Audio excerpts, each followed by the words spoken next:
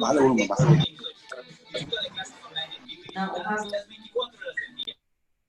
Buenos días. Hoy tenemos una estelar actividad aquí en IP Time de los viernes. Tenemos a la maestra, la profesora Delia Lipsic.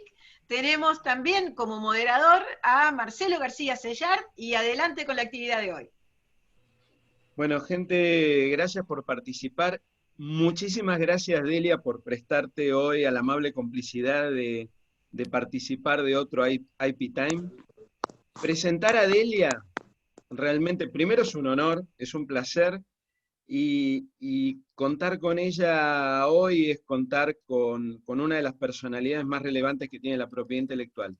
Vamos a leer solamente un breve resumen de lo que es la carrera de Delia.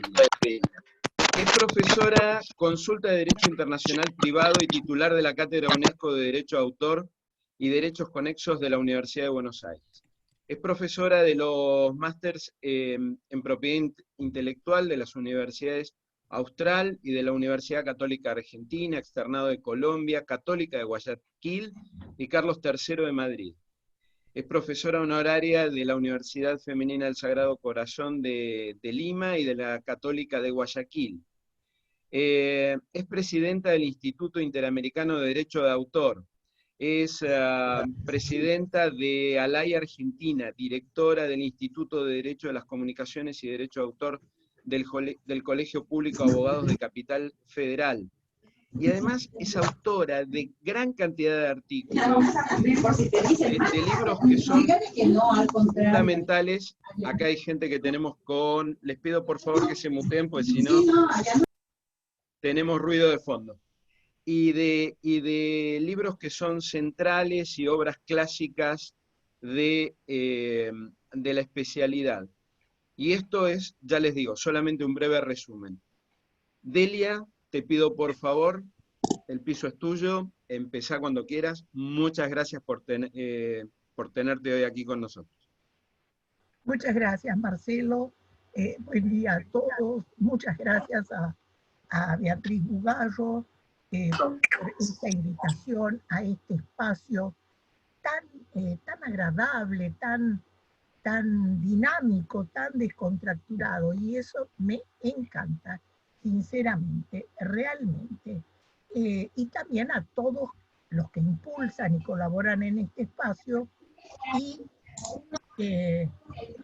a todos los que hoy nos acompañan. Algo está pasando en que aparecen, en vez de full screen, aparece, a ver si lo... Buah, muy bien. Comienzo. ¿Cómo hago para tener la...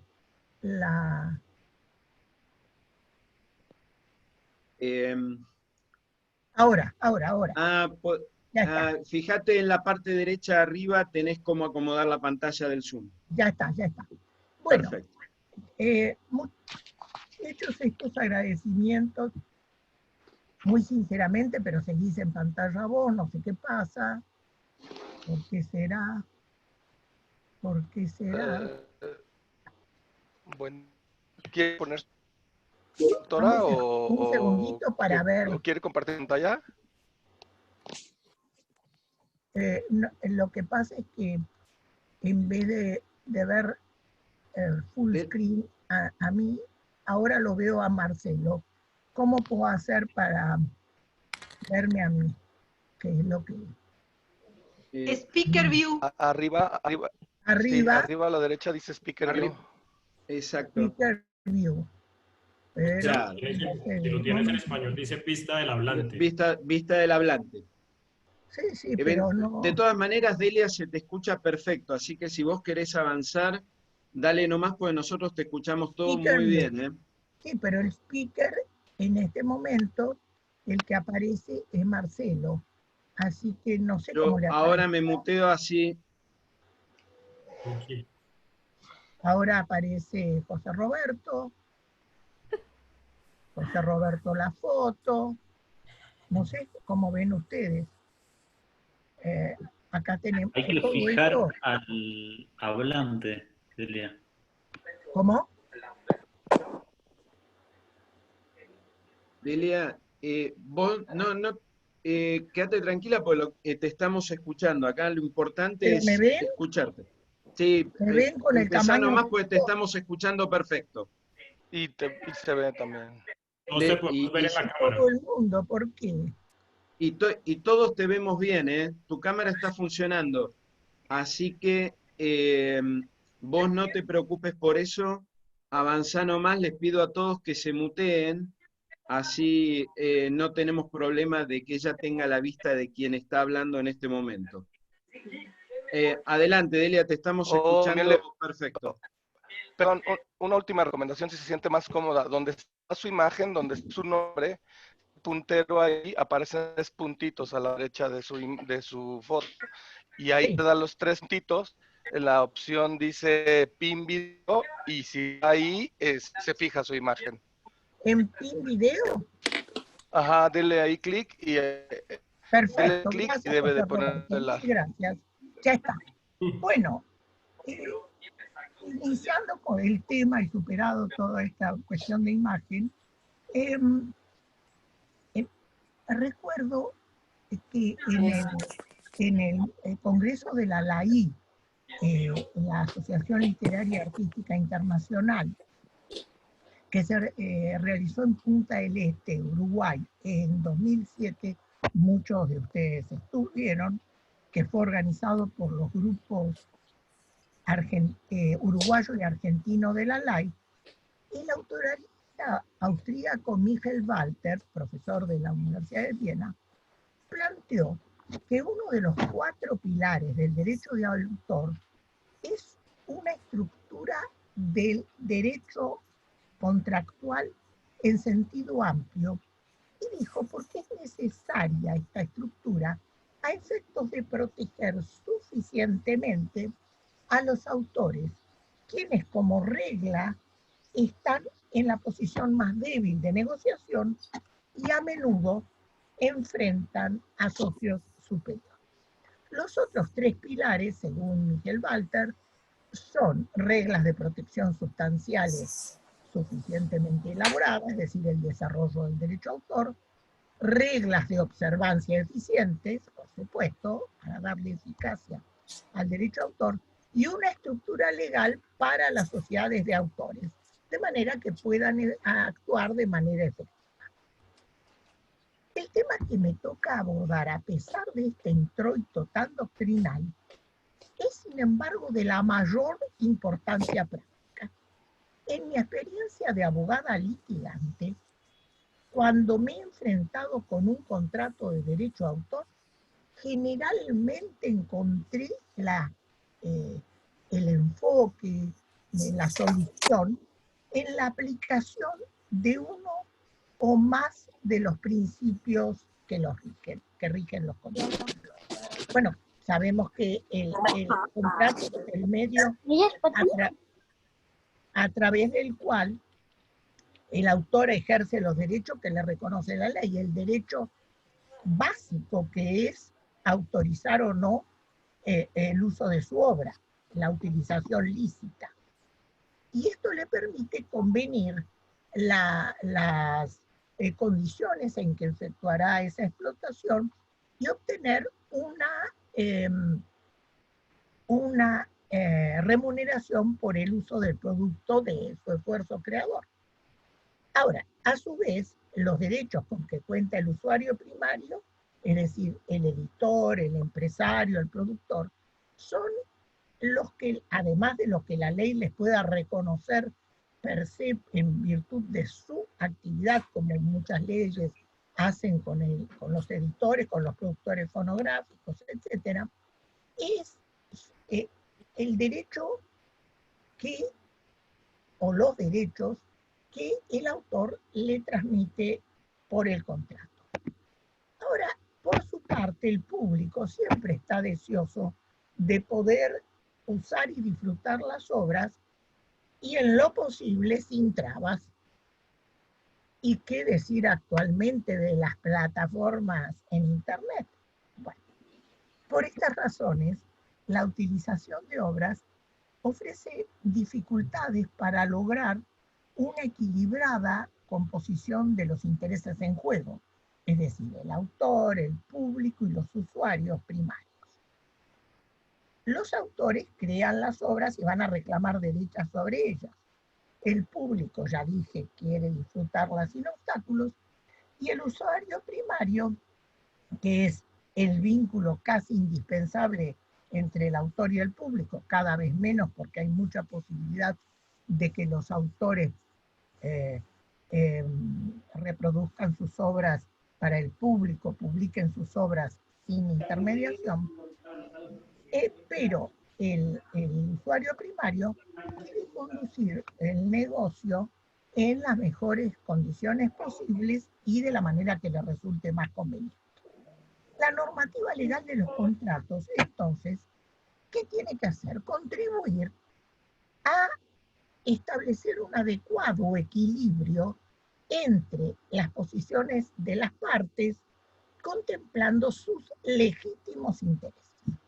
Una de las frases muy significativas que escuché cuando empecé a transitar la materia fue, no sé si alguno de ustedes la escuchó, abro comillas, hay que defender al autor de sí mismo, cierro comillas. ¿Y por qué?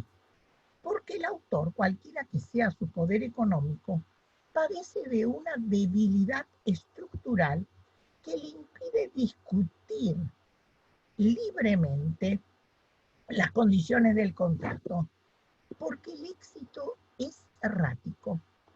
Además, ¿cuántos somos los que escribimos artículos o damos conferencias sin cobrar? Esto no es así en Europa y en otros países como los Estados Unidos, Australia, etcétera, pero sí en los latinoamericanos. Sin embargo, para las industrias y las empresas culturales, las obras son el insumo básico. Es como si una panificadora pretendiera no pagar la harina. Pero en este caso, se trata de personas que en general tienen un par igual poder de negociación. En cambio, la posición del autor es débil y con una actitud responsable, las empresas no deberían considerar que necesitan conducir sus negocios en detrimento de los creadores. Bueno, esto les puede parecer a muchos bastante naif, y puede serlo. Pero por esta razón surge la necesidad de que la ley establezca una protección excepcional para que se aplica cualquiera sea el poder económico del autor, porque aun cuando se trate de un autor rico y famoso, su utilidad estructural se mantiene. ¿Y por qué? Porque, como dije, el éxito es errático. Es decir, un autor puede ser muy famoso en un momento, no quiero extenderme, pero a veces vemos autores que están permanentemente, se publican o lo que sea, y de pronto nadie más se acuerda de ellos. A estos autores se añaden otros. Por ejemplo, una vez difundida la obra, escapa al control del autor y es susceptible de ser apropiada, utilizada y transformada sin su intervención e incluso sin su conocimiento. Y esto es cada vez peor, esto se ha vuelto abismal en el entorno digital y de redes. Otro factor es la inmaterialidad de la obra y el don de ubicuidad que la caracteriza. Es decir, que puede estar presente en todos lados. Y esto no permite su custodia física. Una obra puede ser utilizada simultáneamente en los lugares más distantes. Además existen utilizaciones fugaces como la representación y la ejecución pública en vivo, e incluso que se utilice, digamos, aunque se utilicen grabaciones o se transmitan por radio o televisión, sus rastros, salvo los de indicios, desaparecen al concluir la utilización no autorizada. Esto es principalmente en vivo. Además, los beneficios económicos que recibe el autor están destinados a su sustento, como se sabe, es el sueldo del autor, digamos, las sumas que cobra por la utilización de la obra. Sueldo entre comillas. Además, tiene la necesidad de que su obra sea conocida por el público y esta necesidad forma parte de su impulso creador y de su vocación. Y hay que tomar en cuenta la competencia que implica la existencia de una enorme oferta de productos de éxito probado en distintas partes del mundo y que es enorme el acervo de obras. De modo que los estados tienen que tomar conciencia de que la regulación legal de la transmisión por acto entre vivos debe contribuir a equilibrar, vuelvo con el tema, a equilibrar las posiciones de las partes contratantes. Sin embargo, esto no significa propiciar la supresión de la autonomía de la voluntad, pero sí de acotarla, de que las leyes establezcan con carácter general y obligatorio un mínimo de condiciones que permitan que la utilización de las obras se lleve a cabo sin mengua de la finalidad político-jurídica de la materia. El carácter tuitivo, es decir, protector del derecho de autor, se concreta en materia de contratos en algunos principios generales de aplicación a los derechos patrimoniales y también a los convenios de explotación de obras. Los encontramos en muchas leyes latinoamericanas, pero la primera que incluyó estos principios generales fue la ley francesa de 1957, seguida por la venezolana de 1962, en los artículos 50 a 58, que fueron ampliados en la reforma de la ley venezolana de 1993, y por la ley española de 1987, una ley excelente que ha servido de modelo a muchas de las leyes actualmente vigentes en América Latina, y la ley española tiene un capítulo de disposiciones generales muy extenso en los artículos 42 a 56. Y como dije, los encontramos en muchas leyes latinoamericanas sancionadas a partir de 1993, y voy a dar algunos ejemplos. Honduras, 1993, Panamá, 2012, Guatemala, 1968, Paraguay, 1998, Nicaragua, 99, y República Dominicana, 2000. Y aunque las leyes a veces no contengan una sistematización de estos principios generales, como por ejemplo sucede con la ley argentina y la chilena, a lo largo de su artículo encontramos varios de estos principios. Por ejemplo, en la ley argentina se encuentran especialmente en los artículos 38, que está dentro de la regulación del contrato de edición, y en el 47, en el capítulo de regulación del contrato de representación. Pero también en otros, como en los artículos 40 y 54. Enunciados muy rápidamente, estos principios son básicamente el principio de la independencia de los derechos, es decir, cada derecho debe ser autorizado expresamente, y un principio que va de la mano de este primero, que es la interpretación restrictiva de los contratos de explotación de las obras. Principios que también ambos se aplican en el área del copyright. Si tengo tiempo, voy a mencionar algunos casos jurisprudenciales muy interesantes. Otro principio importante, fundamental, es que los derechos patrimoniales no están sujetos a numerus clausus. Es decir, las leyes generalmente indican que los derechos que se mencionan con una finalidad didáctica, hablo del sistema continental europeo, el área de copyright es diferente, pero esos derechos no están sujetos a números clausus y no conocen más limitaciones que las establecidas expresamente en la ley. Otro principio fundamental es el de la independencia entre el derecho de autor y la propiedad del objeto material. Y no los desarrollo por razones de tiempo. Otro principio básico, más que básico, es la obligación de respeto del derecho moral, la que se encuentra implícita en todos los contratos. Este principio, aunque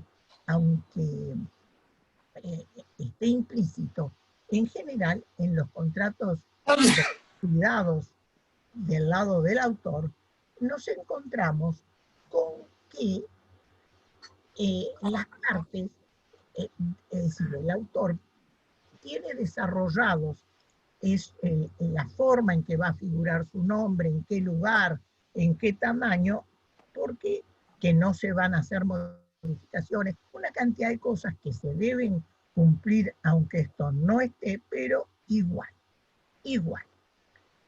Otro principio básico es que los contratos son onerosos. Como regla general, los contratos son onerosos. Y finalmente, el principio in dubio pro autore, que son los dos, digamos, están muy relacionados. Otro principio importante es que la exclusividad en el uso autorizado debe ser expresa. Si no se autoriza en forma exclusiva, no se puede interpretar que se dio en forma exclusiva, excepto que la ley establezca una norma que contraríe este principio. Además, los contratos sobre derechos de explotación son intuitus personae. ¿Por qué? Porque al empresario, al editor, no le da lo mismo si contrata a Beatriz que le escriba yo o viceversa. Las dos, un nivel muy bueno, por mi cuenta, pero no da lo mismo que le cambie, y menos que yo traiga a algún pariente que está estudiando para que me haga el trabajo. No. Pero tampoco al autor le da lo mismo que le edite una editorial importante que una editorial desconocida. Lo mismo va con todos los medios de utilización de la. Y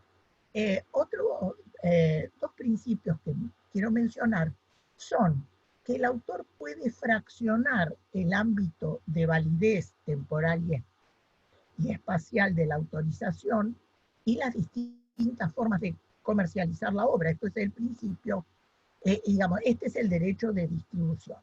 Y finalmente, muchas leyes establecen que los contratos deben constar por escrito.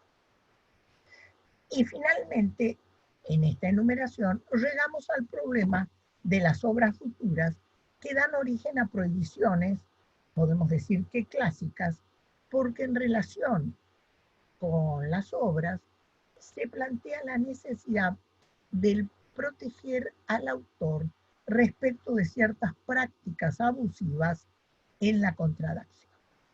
Por ello, y para tutelar al creador respecto de esas modalidades, yo diría, voraces, muchas legislaciones establecen ciertas prohibiciones, como la de ceder globalmente obras futuras, no de hacer contrato de obra futura, porque el contrato de obra por encargo es un contrato de obra futura, pero es una, sino globalmente. Incluso algunas leyes establecen que cuando es global, qué número de obras y por qué tiempo puede hacerse. Y también otra prohibición es la de realizar pactos por los que el autor se comprometa a no crear ciertas obras o sobre explotaciones inexistentes o desconocidas por las partes.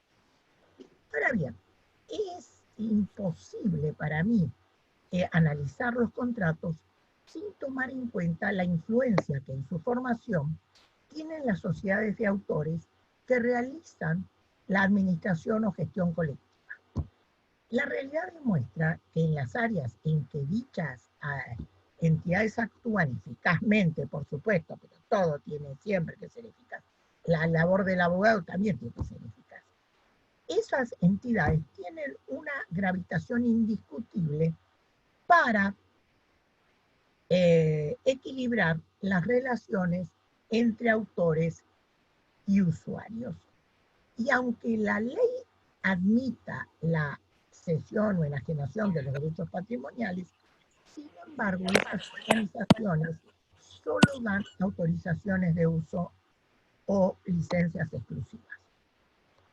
Y quiero recordar, volviendo al Congreso de Alaí de 2007 en Punta del Este, una frase de Carlos Villalba que realmente es muy ilustrativa.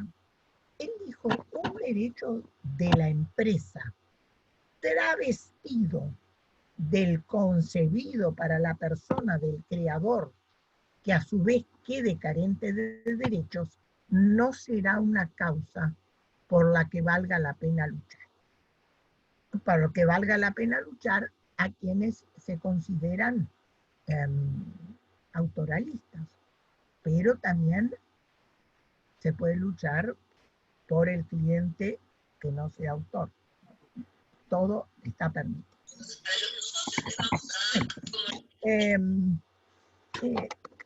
Recordar también, y justamente dentro, a raíz de lo que acabo de decir,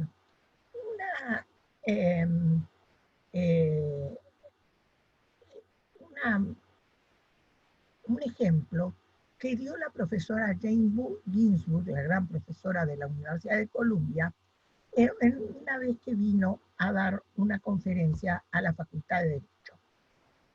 Y esto es para las personas que mencioné antes, las que trabajan para las empresas, que tienen una visión distinta.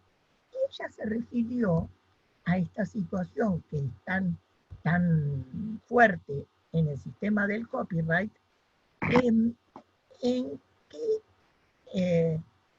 recordó una cláusula redactada en el contexto del imperio de las Works Made for Hire, en esta conferencia que se tituló El papel de los autores en el futuro del copyright. Y la anécdota es la siguiente, voy a leer el texto, y es una mención en la historieta El contrato final de Rothschild en el New Yorker, donde señalaba que incluso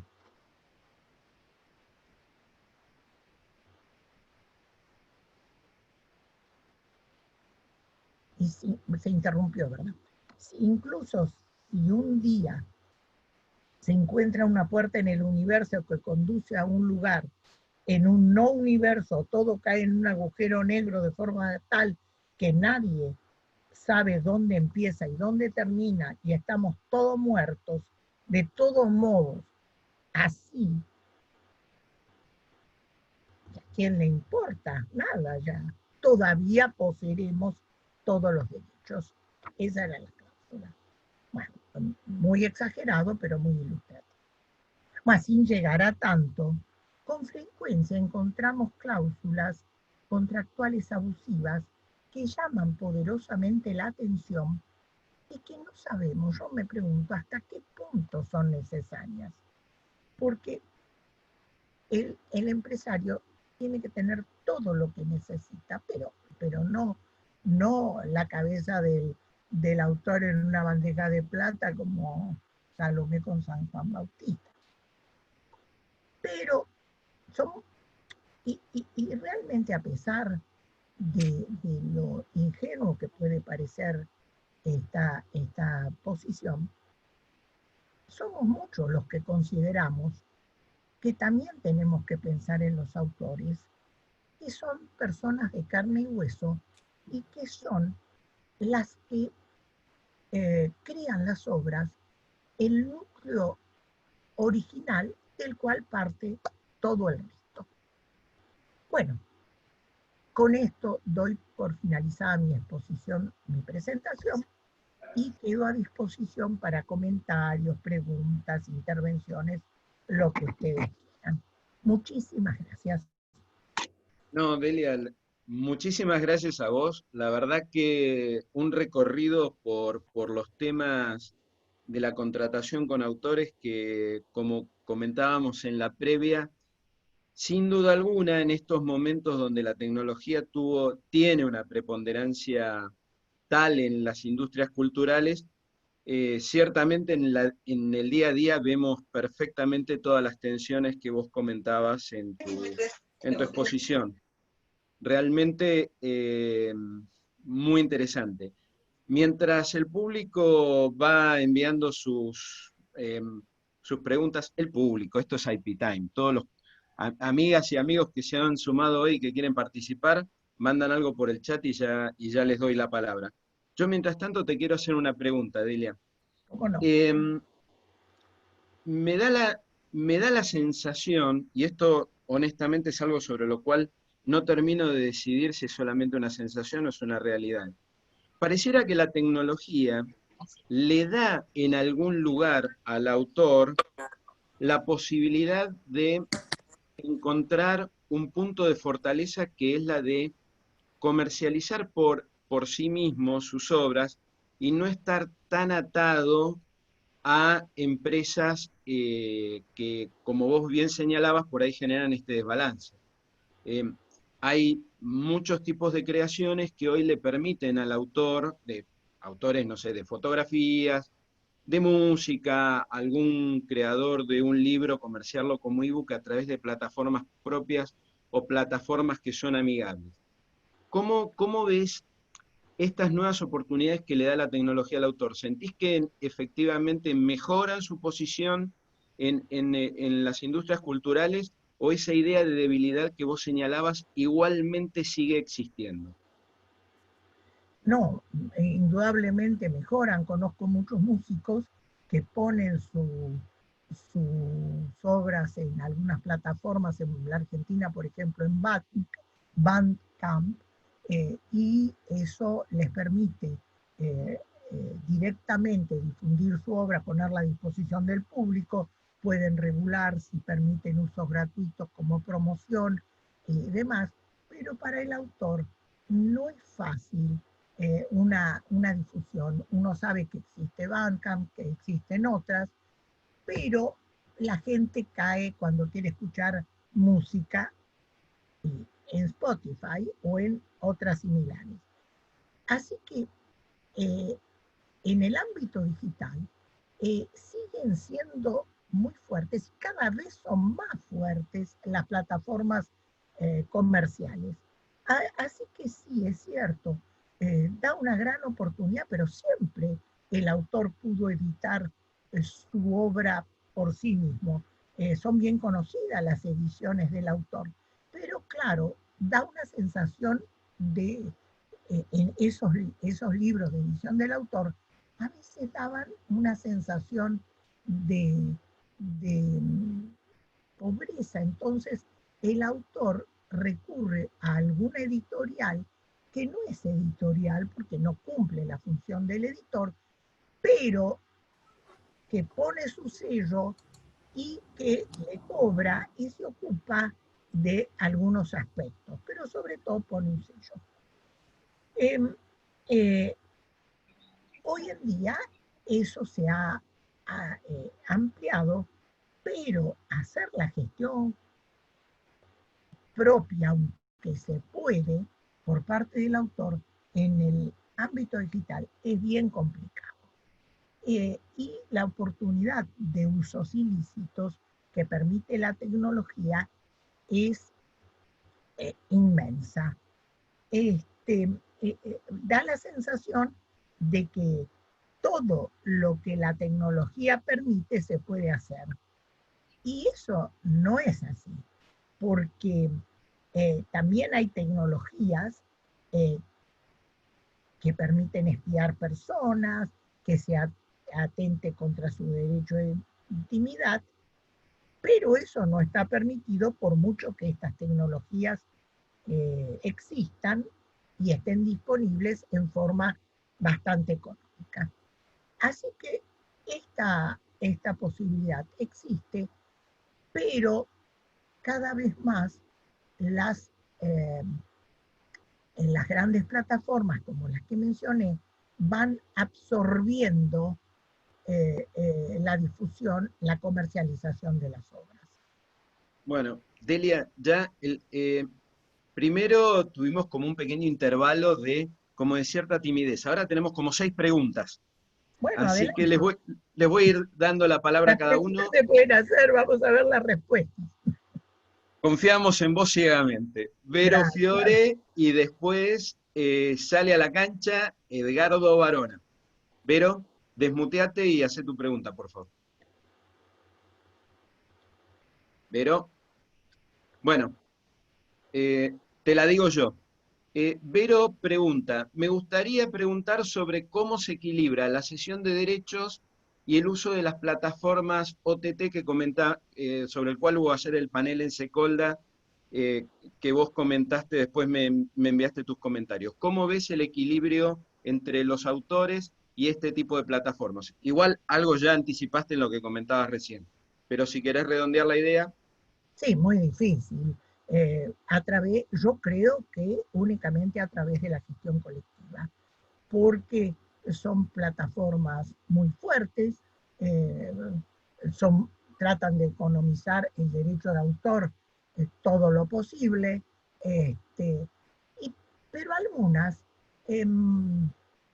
digamos, por ejemplo, en la Argentina, van haciendo contratos trabajosamente con las entidades de gestión colectiva, pero yo aparte de lo que, por ejemplo, vamos a ir a una plataforma muy popular, que es Netflix, de obras audiovisuales. Netflix es una plataforma que trata ahora de trabajar lícitamente, siempre lo hizo. Y sobre todo, eh, ahora se ha vuelto productor y las producciones las hace dentro del sistema del copyright en general. Yo diría que siempre.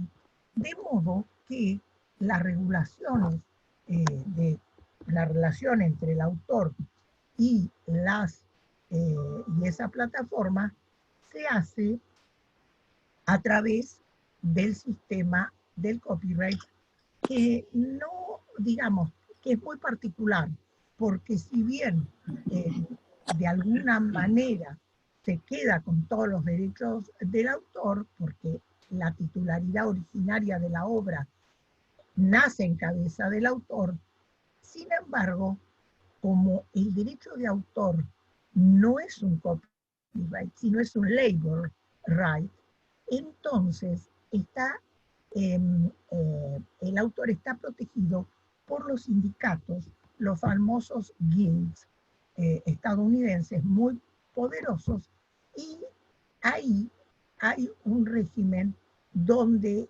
cobran por cada pasada.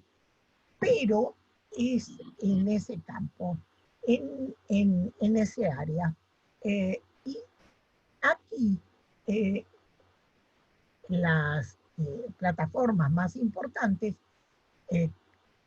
han hecho convenios muy, muy económicos para las plataformas con las sociedades de autores, y hay veces que yo he escuchado a algunos autores comentar que por una cantidad de millones de pasadas, es decir, como si fueran millones de ejemplares de su canción, cobran monedas.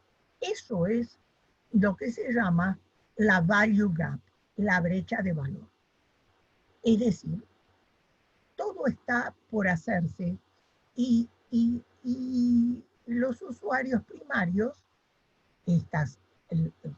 que son jugadores de un poder como nunca se ha visto hasta ahora y de un poder de lobby increíble,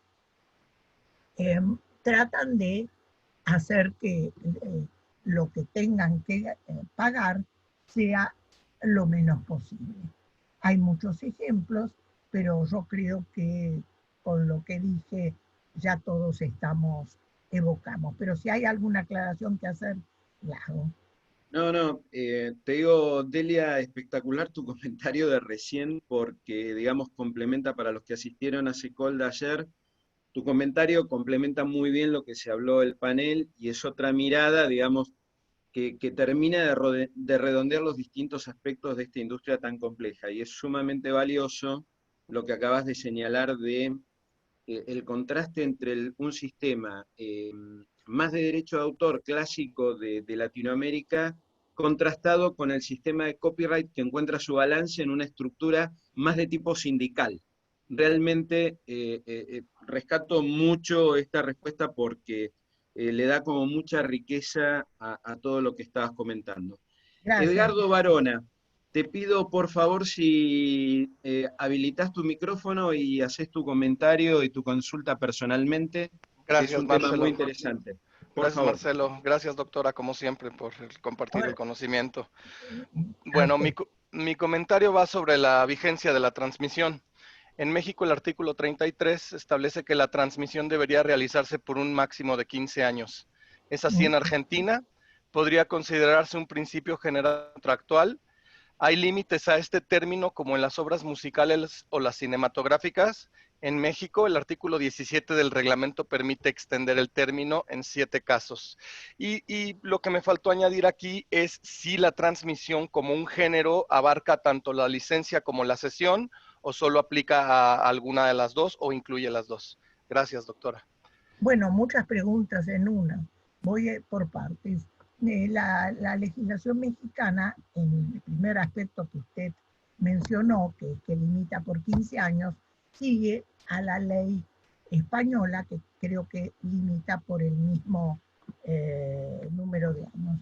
Son de todos modos casos excepcionales, pero los he conocido y los he tenido que afrontar como abogada y como abogada litigante y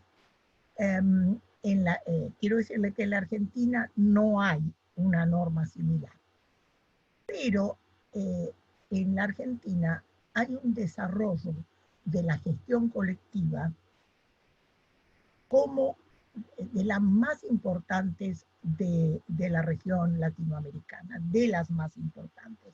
No dije la más importante, porque después me van a acusar de que digo cosas porque soy argentina y me subo a mi ego nacional. No, no, no. Pero indiscutiblemente es de las más importantes, abarca, lleva muchos años, empezó en 1910, realmente se desarrolló muy a la imagen y semejanza de la francesa y hoy en día tenemos una administración colectiva cada vez más perfeccionada y no solamente para los autores, sino también para los artistas intérpretes, tanto musicales como actores en obras audiovisuales, y también de imagen fija. Pero es mucho trabajo, es muy de... la historieta del gato y el ratón, tal cual.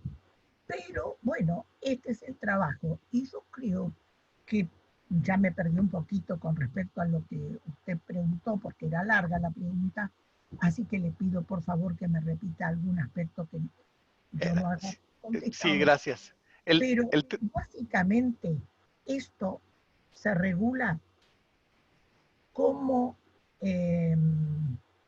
a través de la gestión colectiva.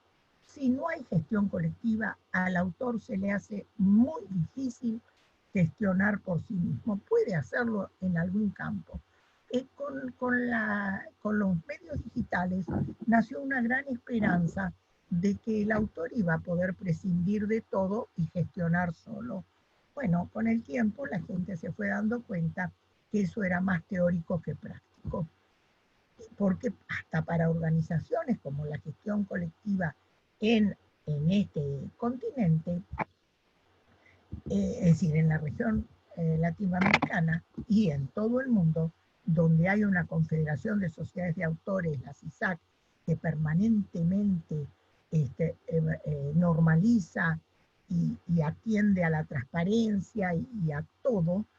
Sin embargo, es bastante difícil una gestión en el ámbito digital, pero es un trabajo diario, es un trabajo permanente, porque atravesamos uno de los periodos de campañas más intensas contrarias al derecho de autor. Y lo hemos visto en lo que demoró la adopción de la Directiva Europea de 2019, que en el Parlamento Europeo, que fueron años. Así que bueno, me remito a eso porque es una historia interesante, es un tema muy actual y es muy ilustrativa. No sé si contesté todo o falta algo, por favor. No, tenemos un montón de preguntas más, así que seguramente Adelante, lo que haya quedado pendiente. Gracias, como siempre. Gracias a ti. Ramiro Rodríguez, te pido que habilites tu micrófono y le hagas directamente tu pregunta Pero a Delia. entramos, por favor, porque cuando es muy larga, uno se olvida, se acuerda de una partecita, ¿no? No, está bien, es buena tu acotación. Por favor, sean como bien concretos, cosa de poder también facilitar la participación de otros amigos presentes hoy. Ramiro. Buenos días, profesora Lipsitz, buenos días con todos. Saludos desde Ecuador. Agradeciéndole por este espacio y qué gusto poder compartir con una experta como usted. Profesora, yo tengo una consulta, una inquietud respecto al principio que usted mencionaba de los números clausus en cuanto a los derechos patrimoniales, es decir, que estos no son números clausus. Y la problemática se circunscribe... No dije eso. Lo que usted, no están sujetos a números clausus. Es correcto, exacto. Eso es lo que trataba de decir, que los derechos patrimoniales no están sujetos a números clausus. En la concepción jurídica continental europea, el copyright es diferente. Correcto. Y digamos, nosotros os siento que tenemos una particular situación en el marco de la Comunidad Andina de Naciones, en la CAN, porque el artículo 17 de la CAN, efectivamente alineado a ese principio, permite que las legislaciones internas de los países puedan reconocer otros derechos de carácter patrimonial, además de los que ya se reconocen en ese ámbito. No obstante, este artículo, que está circunscrito dentro del capítulo de derechos de autor, no se replica en el ámbito de derechos conexos. Mi inquietud es, en su criterio, la falta de réplica de este artículo significaría en su criterio, en el ámbito de la CAN, que única y exclusivamente en los derechos conexos los países podríamos implementar los patrimoniales que expresamente dice la decisión andina, de alguna manera contraviniendo el principio que usted manifestó sobre el tema de que los derechos patrimoniales no son números clausus. Los derechos patrimoniales de los autores. Hay una discusión muy grande, sobre todo en la Argentina, de que los productores de fonogramas son autores. Yo no comparto ese criterio, y la regulación de los derechos conexos, tanto de los productores fonográficos, los organismos de redifusión, los editores gráficos sobre la imagen de página, etcétera, tienen una regulación distinta porque son derechos de otra naturaleza. Son derechos técnico-organizativas o empresariales. El derecho a autor es un derecho personal de naturaleza creativa, artística, pero no es la misma naturaleza, ni la persona titular, ni, por tanto, el desarrollo de los derechos que le corresponden.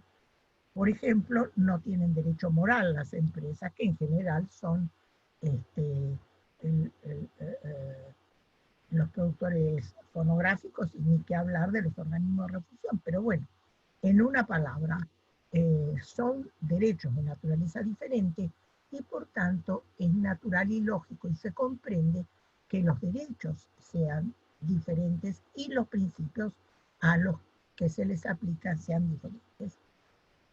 No es que sean más o menos los derechos de autor que los derechos conexos, pero tienen naturaleza diferente, mismo dentro del ámbito de los derechos conexos, que además tienen otras denominaciones. Por ejemplo, en Europa se habla, se los trata de derechos afines y originariamente también derechos vecinos, etc. Podemos también distinguir los derechos de los artistas, intérpretes o ejecutantes, que son también derechos personales de naturaleza artística, aunque el resultado de su obra, no porque sea más ni menos, eso es una perfecta tontería, sino porque por su naturaleza son diferentes, porque la labor del artista no concluye en una obra, sino en la interpretación de una obra. Y los derechos de las empresas son, como dije, técnico-organizativos. Y vuelvo a decir que acá no es una cuestión de jerarquías, sino de funciones.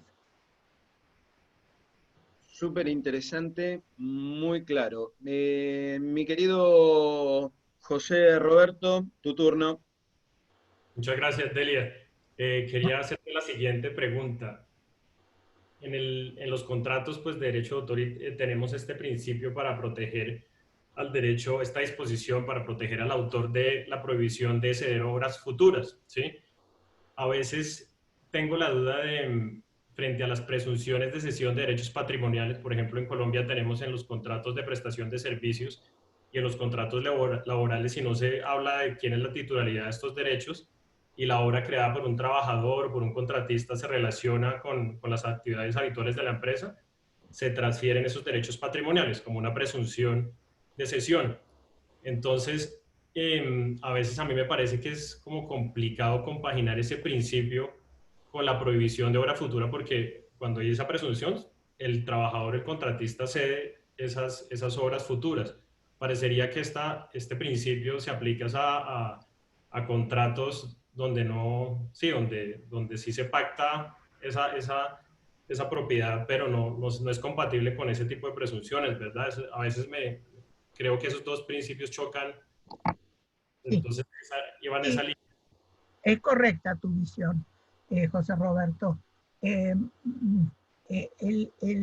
autor asalariado tiene un régimen especial. El autor asalariado cobra, trabaje o no trabaje, bueno, desde que no trabaje, pero cobra a medida que transcurre el contrato de trabajo. El autor contratado para una obra cobra por esa obra. En la legislación argentina no tenemos una norma general en materia de autor para obras creadas en relación de dependencia, salvo el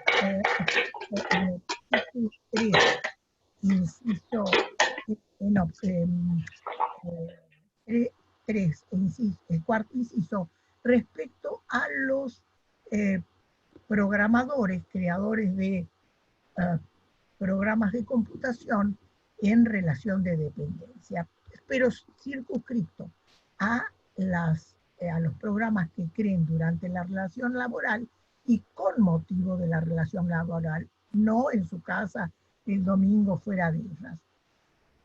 Bueno, ahí tenemos esa norma nada más, pero efectivamente es diferente, pero ¿en qué sentido es diferente?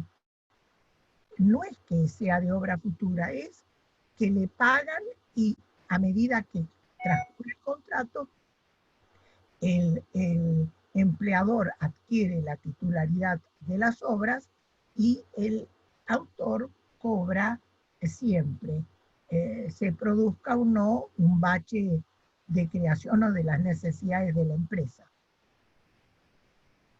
Bien, Perfecto. Es un tema y yo agrego, qué cara dura, yo agregando cosas a lo que dice Delia, por Dios. Pero por Pero, favor, no, gracias. hay una norma en la ley laboral argentina, pero hace solamente referencia a las patentes. Así es. Curiosamente, con lo cual siempre el debate es si admite o no una interpretación analógica, De ninguna manera. que era, digamos, era justamente lo que te iba a proponer, si te No, animabas a no, agregar no. un renglón al respecto. El renglón es no hay, No al lugar eh, según... no al lugar, claro. Pero yo no hablo mis palabras no están formuladas en forma de sentencia de un juez. No, a fantástico. la analogía imposible, porque además obedece un poco a la realidad. El inventor, aquel inventor como Edison y los de su época, en que eran personas, no existen más, son todos empleados, y los que aparecen como eh, em, titulares en la reivindicación que se presenta para obtener la patente, siempre fue. Sin embargo, fíjense ustedes, yo lo quiero recordar una cosita, y es que el derecho moral del verdadero inventor se preserva. ¿En qué aspecto? En un aspecto que hace a la preservación de la historia científica de la humanidad, porque aunque el titular de todos los derechos sea el empleador que se presenta a pedir la patente, el nombre de los verdaderos creadores tienen que aparecer, tienen que consignarse, pero por ese motivo nada más, para poder seguir la historia de la creación científica de la humanidad. Bueno, ahora turno de Rodrigo Moraes. Te pido que liberes tu micrófono y le hagas tu pregunta a Delia. Professora Adélia, aqui no Brasil, a lei de direitos autorais, ela permite uma transferência definitiva.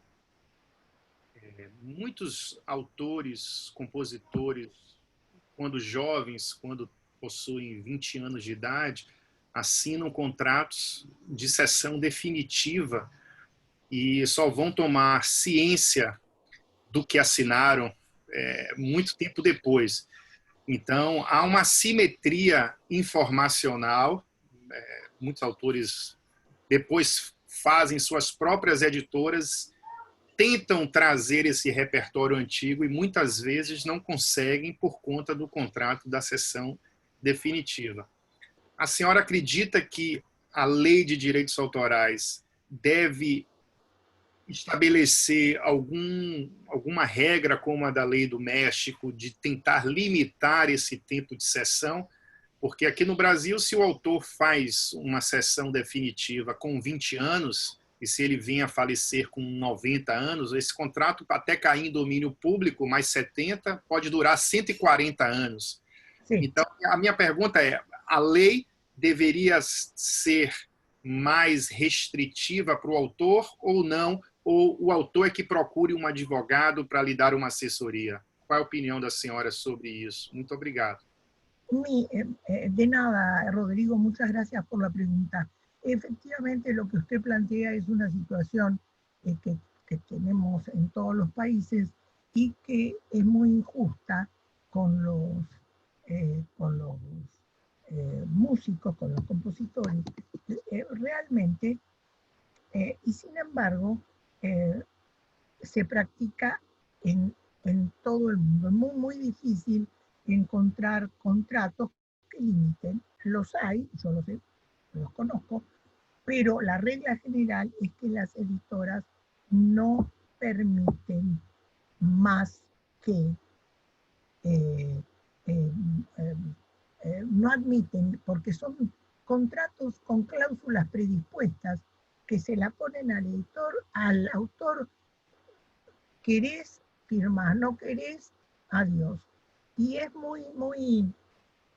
muy desigual el poder de negociación, pero son cláusulas muy injustas, porque abarcan toda la vida del autor y todo el tiempo que la obra esté en dominio privado.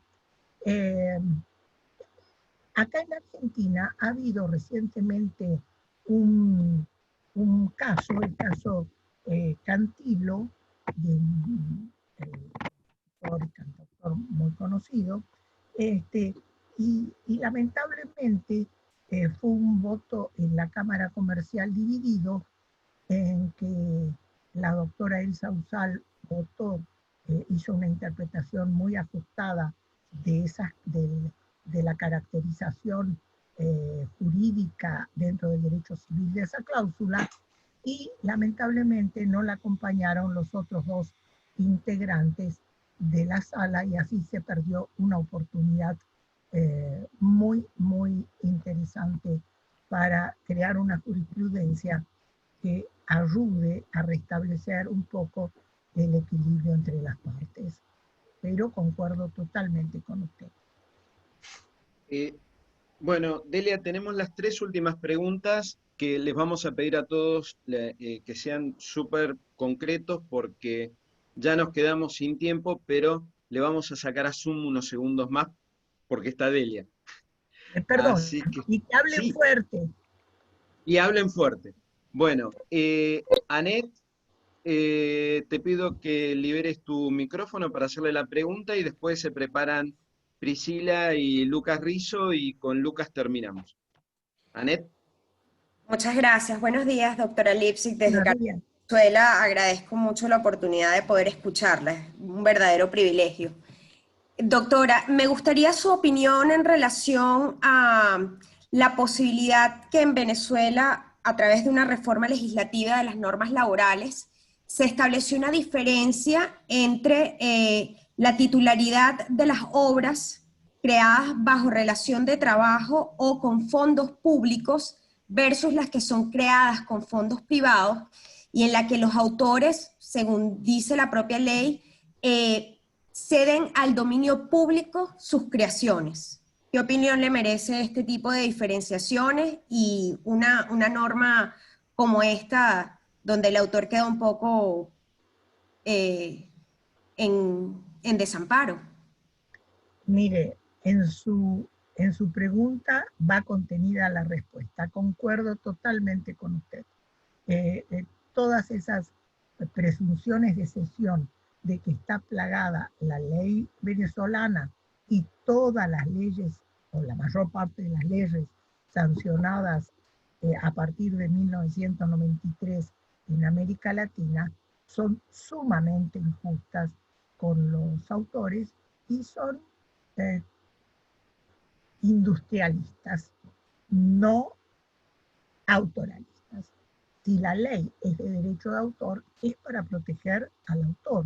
Máxime que la obra, per se, por sus características, no puede ser custodiada como nosotros podemos custodiar los bienes físicos. Por eso se necesita una protección excepcional. Pero esas leyes, esas presunciones de cesión son sumamente injustas, y es lamentable que se hayan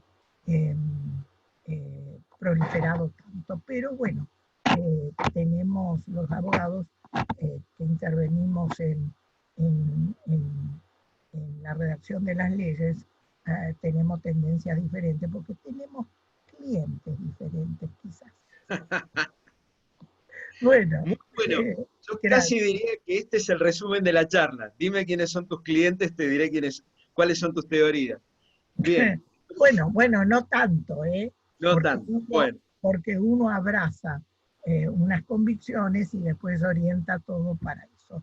No, pero sí es un punto de vista muy válido el que acabas de expresar, porque obviamente, y no es ilegítimo sostener determinadas posiciones, pero es cierto que a veces pero la no estructura de clientela... No, un momento, ahí yo hago una diferencia. Hay un debate acá. Bien, avanti. perdón, quiero agregar algo. Una cosa es cuando vos estás en un pleito en que vos tenés que defender a tu cliente con uñas y dientes y podés decir que la noche es día y el día noche. Y otra cosa es cuando tenés una responsabilidad de intervenir activamente en una legislación. Hay lobbies que son muy dañinos y eso yo ya no lo veo tan bien. Lo dije así por mantener la elegancia, pero no lo hagas No, a tan ver, se real. entiende. El tema de los lobbies para las confecciones de las leyes sería motivo de todo otro No, debate, porque claro. Pero cruza bueno, horizontalmente, pero es buena la mención de a veces los intereses que están cruzados detrás claro. de determinadas tomas de posiciones en la orientación de Lo las leyes. lamentable es que los legisladores por regla general no sepan nada a esta altura de la historia de propiedad intelectual y en realidad eh, o se lleven por intereses propios o familiares o de lobbies y demás y no tengan la visión de lo que tienen entre manos sobre lo que están legislando y la importancia que tienen las obras para el país y para la humanidad. Bueno, había otra pregunta, Había ¿verdad? otra pregunta. Sí, Marcelo. señora. Priscila, te pido que abras el micrófono y después cerramos con Lucas Rizzo. Adelante, Priscila. Buenos días para todos, saludos desde Venezuela. Un privilegio tremendo escuchar a la doctora y poder hacerle esta pregunta. Fíjese, ¿cuál es la consideración que tiene usted respecto a la implementación de entidades de la gestión colectiva de derechos de autores, pero cuando nuestras legislaciones, como ya bien lo pudo decir anteriormente, hace alusión a sesiones, a presunción de sesiones, y bajo esos contratos pues los autores quedan desamparados? Entonces, ¿cómo en el momento actual podemos nosotros desde los abogados junto con los autores hacer proponer gestión colectiva de derechos? Gracias. Bueno, mucho trabajo. Cambiar las reglas en favor de los autores es muy trabajoso. Es muy complicado. La verdad es que cuando una ley tiene ciertas normas y el lobby es tan sostenido, atento y fuerte, es complicado. Así que, ¿qué le puedo decir? Es una labor titánica la que tienen por delante, pero constancia, trabajo, inteligencia, se pueden lograr muchas cosas, a lo mejor no el 100%, pero de pronto porcentajes interesantes. Si no, la lucha por el derecho es el título de una obra clásica de la literatura jurídica y siempre yo la recuerdo porque von Jhering, que fue el autor, y siempre tenemos que luchar por el derecho. Y eso sí, nunca podemos bajar los brazos, y menos las entidades de gestión colectiva. Y falta una... gracias. Sí, la última cerramos con Lucas Rizzo, al cual le voy a pedir que abra su micrófono y haga su pregunta.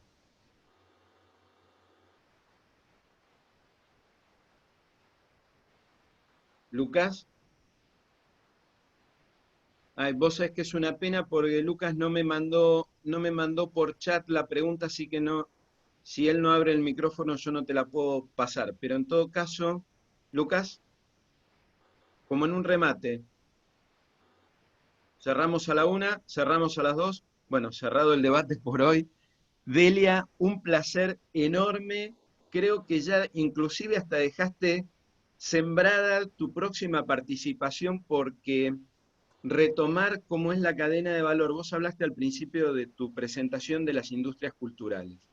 Entonces, volver a tener una charla contigo sobre cómo es toda la cadena de valor y cómo articular equilibrios, yo creo que podría ser un debate sumamente interesante, pero nos queda para la próxima. Así Muchas que, gracias, Marcelo. Sos muy gentil, muy afectuoso.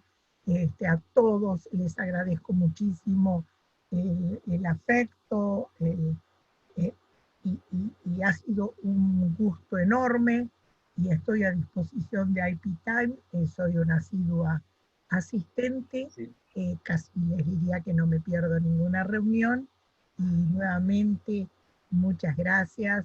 Muchas felicidades a todos y en estos tiempos cuídense mucho. No, gracias. Bueno, Bea, no sé si querés cerrar con algo, pero si no es así, les agradecemos a todos la participación. Delia, una vez más, súper interesante para los que quieran volver a escuchar a Delia, que realmente nos dejó un montón de carne arriba de la parrilla para volver a saborear. Esto va a estar subido a YouTube muy rápidamente, con lo cual los invito a volver a escuchar a Delia y desgranar todo lo que nos dejó, porque nos dejó mucho material para debate y para reflexión. Delia, mil gracias a todos. Por favor, cuídense. Esta pandemia es un peligro, así que todos usen barbijo y cuídense mucho. Gracias, Delia. Distanciamiento social y mucha higiene. Totalmente. Adiós. Chao, gracias a todos. Chao, Chao. saludos a todos. Gracias. Chao, buen fin de Saludos, semana. gracias. Saludos desde México. Saludos, gracias. Saludos a todos desde Perú. Gracias igualmente. Saludos desde Panamá. Saludos también desde Perú. Gracias. Igualmente. Obrigado do Brasil. Obrigado a você.